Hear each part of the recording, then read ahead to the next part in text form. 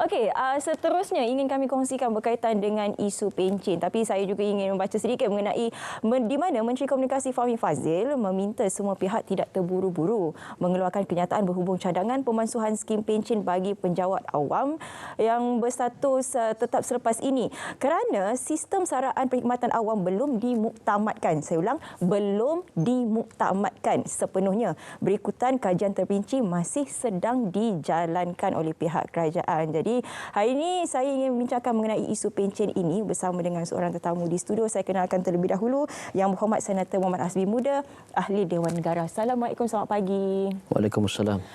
Ini satu isu yang begitu hangat diperkatakan 2-3 hari ini. Mungkin ada yang tidur tak berapa nak lena walaupun sedangkan isu ini tidak pun terlibat kepada mereka, terutamanya penjawat awam yang sedang berkhidmat sekarang ini. Tapi kita nak bercakap mengenai isu pencen ini bukan satu isu yang baru. Isu ini dah lama pun ada, cuma tak ada ataupun tiada yang berani untuk membahaskan atau membawa isu ini ke hadapan kerana ianya bukan satu langkah yang popular. YB. Ya, memang benar. Saya melihat isu ini telah pun saya ingat mula diangkat hampir 10 tahun lepas soal menghentikan pencen dan sebagainya. Tetapi sebagaimana yang Syafiqah sebut tadi, isu ini sangat sensitif. Kalau silap ataupun tidak diuruskan dengan baik, dia boleh menyebabkan satu kemarahan di kalangan rakyat dan mungkin kalau kemarahan itu tidak diuruskan dengan baik boleh bertukar kerajaan. Jadi saya nampak apa yang kerajaan lakukan ini melontarkan dan ianya belum dimuktamadkan. Kerana skim yang baru belum dimuktamadkan, saya difahamkan hujung tahun ini. Tetapi saya ingat usaha ataupun lontaran itu penting supaya rakyat bersedia. Tetapi bagi penjawat awam yang sedia ada, mereka tidak perlu bimbang kerana hak mereka untuk menerima pencen itu tidak akan dinafikan. Ini cadangan ini saya ingat hanya terjejas, hanya melibatkan mereka yang pelantikan baru, maknanya yang akan datanglah. Dan sudah tentulah yang paling penting ialah kerajaan perlu menjelaskan kepada rakyat, khususnya mereka yang berminat ke perkhidmatan awam ini tentang kenapa rasional keputusan itu diambil. Ya, saya juga ingin bertanya rasional kerana kita kena melihat kepada dua belah pihak, di pihak rakyat dan juga di pihak kerajaan. Di pihak rakyat mungkin sekarang ini ada yang menganggap bahawa kenapa perlu dihapuskan pencen itu sedangkan pencen itu dianggap sebagai hadiah kepada penjawat awam setelah mereka bertungkus lumus dalam mentadbir atau menguruskan kerajaan ini. Tapi di pihak kerajaan pula kalau kita lihat kepada bebanan hutangnya mungkin terlalu tinggi. YB. Ya, saya nampak kekangan yang paling besar ataupun faktor utama reformasi fiskal ini nak diadakan ialah kerana tanggungan kewangan itu yang semakin membengkak. Dan kalau ianya tidak diuruskan ataupun kalau tak ada reformasi fiskal dalam isu ini, kita akan hadapi masalah yang besar. Umpamanya kalau kita tengok dalam hasil kerajaan lebih kurang 292 bilion setahun, sebahagian besar itu, bukan sebahagian besar, memang kesemuanya itu memang pergi kepada perbelanjaan mengurus. Dan daripada perbelanjaan mengurus, yang terbesar sudah tentulah belanja emolumen 92 bilion. Dan yang ketiga terbesar ialah bayaran pencen dan juga ganjaran untuk persaraan, mencecah 32 bilion setahun. Jumlah ini saya ingat hampir 2 kali ganda berbanding dengan 10 tahun yang lalu. Dan diunjurkan sekiranya sistem ini tak diubah, mungkin dalam masa 10 tahun lagi kita akan perlu membelanjakan 70-60 bilion setahun hanya untuk pencen. Jadi kerajaan harus fikirkan apa sistem yang lebih baik yang boleh mengurangkan bebanan kewangan kerajaan supaya kita boleh guna wang yang ada itu untuk tujuan lain yang lebih besar manfaatnya.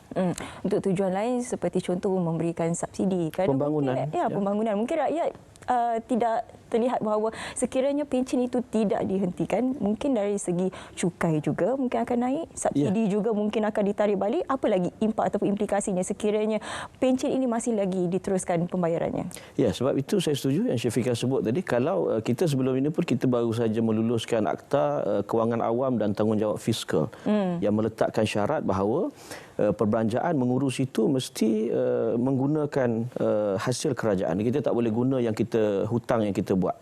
Hutang itu hanya boleh diambil, hanya boleh dibuat untuk menanggung perbelanjaan pembangunan. Maknanya kalau katalah kita 300 bilion hasil kerajaan, tetapi perbelanjaan mengurus itu lebih, maka untuk nak menyamakan, kita terpaksa menaikkan cukai. Dan sudah tentu itu juga akan menaikkan kemarahan rakyat. Jadi apa yang kerajaan buat ialah menguruskan dan mengambil keputusan yang terbaik, bukan hanya mengikut selera rakyat tetapi juga untuk kepentingan negara. Kalau kita hanya semata-mata mendengar kehendak rakyat tetapi mengorbankan kepentingan negara, saya ingat itu akan membawa kesan jangka panjang yang lebih parah kepada negara kita, dan sekaligus rakyat juga akan menanggung kesan buruk itu. Jadi apa yang dibuat sekarang ini saya nampak penting untuk diambil, kerana betul macam disebutkan tadi, kalau kita fikir soal popular, maka tidak ada parti pemerintah yang sanggup mengambil keputusan yang tidak popular. Apa jadi pada negara kita? Ini satu cabaran yang harus dilihat oleh bukan hanya ahli-ahli politik, bukan hanya penjawat awam, tetapi juga rakyat. Kerajaan yang dipilih sudah tentu akan membuat keputusan yang terbaik untuk negara dan rakyat, bukan hanya untuk rakyat. Bukan popular tapi perlu dilakukan. Kalau bukan sekarang tak tahu bila lagi. Jadi dia akan jadi semakin membengkak. Tapi sekarang ini antara perkara yang dimainkan ialah berkaitan dengan perlembagaan. Jadi mungkin saya boleh kongsikan sedikitlah bersama dengan penonton, di mana di bawah Perlembagaan Persekutuan, pencen adalah tanggungjawab Kerajaan Persekutuan seperti mana ditetapkan di bawah Perkara 74 Jadual ke-9 Senarai 1 Para 6/D Senarai Persekutuan, dan pelindungan hak pencen pula termaktub di bawah Perkara 147 Perlembagaan Persekutuan. Jadi apa yang perlu kita faham mengenai isu perlembagaan ini yang digembar-gemburkan sekarang? Dia dalam perlembagaan disebutkan itu bukanlah bentuk bagaimana pencen itu diberikan, mekanisme ini lebih kepada secara dasar. Dan kalaupun perlu untuk dibuat pindaan, maka ianya akan dibuat pindaan di Parlimen yang memerlukan majoriti 2/3 daripada ahli Dewan Negara, ahli Dewan Rakyat. Tetapi saya tak nampak itu isu yang besar, kerana ia boleh dilakukan. Apa-apa pun boleh dipinda, kerana itu memang kuasa mereka yang menjadi ahli Parlimen kita. Tetapi yang lebih penting ialah keperluan untuk melakukan pindaan itu. Dan sejauh mana ahli-ahli legislatif kita akan menyokong. Maknanya kalau katalah kita nak buat, kerajaan nak buat sesuatu tetapi bersangkut dengan perlembagaan, dan ahli-ahli parlimen kita tak setuju, benda itu mungkin tak boleh dilaksanakan. Tetapi saya fikir bentuk pencen ataupun KWSP ini dia tidak terikat dengan perlembagaan kita, kerana yang perlu dipinda saya ingat hanyalah akta 238 ataupun dan juga akta 239, akta pencen penjawat awam dan juga akta pencen pekerja dalam badan berkanun kita. Tetapi yang lebih penting saya ingat ialah kita harus faham bahawa pencen ini adalah sebahagian daripada perlindungan sosial kepada rakyat. Dan ianya tidak hanya pada pencen itu. Pencen ini hanya untuk 900,000 mereka yang bersara, yang berkhidmat dalam perkhidmatan awam, tetapi yang lebih besar ialah pekerja-pekerja swasta. Kerajaan dia bukan hanya perlu fikir mereka yang bekerja dalam perkhidmatan awam semata-mata, tetapi juga mereka di sektor swasta yang lebih besar, 9 kali ganda daripada mereka dalam perkhidmatan awam. Yang jumlah itu saya ingat kalau di pesara sekarang ni kita ada dalam 900,000 orang pesara, tetapi mereka yang daripada swasta lebih kurang saya ingat dalam 10 juta. Jadi jumlah itu jauh lebih perlu untuk kita lihat. Ya, walaupun jumlahnya agak kecil kalau dibandingkan dengan swasta, tapi tetap memainkan peranan yang penting, dan kita tidak boleh abaikan mereka juga. Dan apabila kita menyentuh mengenai pencen ini, ianya seperti mana saya katakan tadi, award, hadiah, penghargaan kepada mereka setelah berada dalam kerajaan ini. Tapi untuk menggantikan award itu, apa di antara cadangan yang boleh dilakukan? Kerana kalau tak ada pun hadiah ini, saya risau nanti dari segi produktiviti, dari segi motivasi, mungkin akan kekurangan, YB. Okey, dia memang sebagaimana disebutkan tadi, mereka yang dalam perkhidmatan awam hampir 10% daripada keseluruhan tenaga kerja kita. 90% itu dalam sektor swasta. Dan sebenarnya skim perkhidmatan awam ini masih dilihat sangat menarik, sangat menggiurkan. Saya pun kalau saya balik pada zaman baru fresh grad, saya akan pilih perkhidmatan awam sebab banyak kemudahan yang kita dapat. Umpamanya selain daripada gaji pokok, kita ada imbuhan tetap perumahan, imbuhan tetap khidmat awam.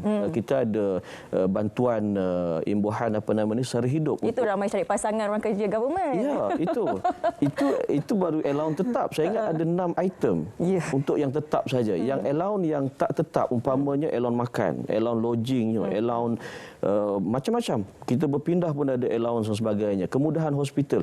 Saya ingat kalau nak dilistkan lebih daripada 10, lebih daripada 15 kemudahan yang penjawat awam dapat berbanding dengan mereka yang bekerja di sektor swasta. Itu satu. Yang keduanya, bagi mereka yang tak ambil skim berpencen, mereka bukanlah tak ada apa-apa langsung. Mereka akan ada pilihan kedua, iaitu skim pilihan KWSP. Dan kerajaan juga akan mencarum 12%, tak silap saya, untuk diberi untuk simpanan hari tua pekerja yang memilih skim itu. Dan saya sendiri, Syafiqah, waktu isteri saya juga mereka dalam penjawat awam. Bila diberi pilihan, isteri saya minta sepandangan saya menasihatkan untuk ambil skim KWSP. Okey. Kerana saya nampak kelebihan. Kita adalah sikit pengalaman belajar dalam ekonomi. Saya nampak kalau kita pandai menguruskan kewangan kita, skim KWSP itu sebenarnya lebih fleksibel, lebih baik dan banyak kelebihan-kelebihannya. Saya ambil contoh satu umpamanya. Kalau mereka yang mungkin merancang untuk tidak pencen sampai 60 tahun dalam perkhidmatan awam. Dia ada jumlah yang besar walaupun baru 15 tahun dengan skim KWSP itu. Saya mengambil kembali apa YB katakan tadi, pengurusan keuangan. Itu. Itu kata kuncinya sebenarnya. Dengan kita nak menuju ke negara tua 2030, saya rasa kalau perancangan ekonomi ataupun perancangan keuangan itu tidak kukuh, bagilah apa sahaja inisiatif imbuhan, hadiah, mungkin tidak akan mencukupi. Jadi perlukah sebenarnya pengurusan keuangan ini bukan juga kata diajar untuk dia dewasa, susah pula nak diajar YB. Tapi perlu diperkenalkan modul itu seawal daripada mereka mula bekerja. Ya, itu saya bangkitkan, saya ingat 8 bulan yang lepas di Dewan Negara. Literasi kewangan ini memang ada di peringkat sekolah rendah, sekolah menengah tu ada. Tetapi tidak begitu menyeluruh. Jadi macam contoh, saya pernah cadangkan mereka anak-anak pelajar sekolah yang dapat BAP ni, cikgu-cikgu ataupun sekolah trace balik 150 yang mereka dapat pada awal persekolahan itu ke mana mereka belanjakan. Sebagai contoh untuk kita mendidik mereka. Dan memang umpamanya dalam khutbah Jumaat, perlu ditekankan mungkin 4 bulan sekali pengurusan kewangan itu harus ditekankan oleh khatib yang berkhutbah, kerana mereka akan wajib pergi dengar khutbah kan. Dan saya nampak memang sebab itu ada cadangan juga di kalangan rakan-rakan bahawa kalau kita nak menghentikan pencen ini, kita mungkin boleh mulakan dengan mereka yang grade 41 ke atas. Mereka yang bawah 41 yang mungkin staf sokongan dan sebagainya ini kita kekalkan dulu. Mereka kita tahu sebahagian yang mungkin kurang dari sudut pengurusan kewangan ini mungkin dalam kelompok itu, contohlah.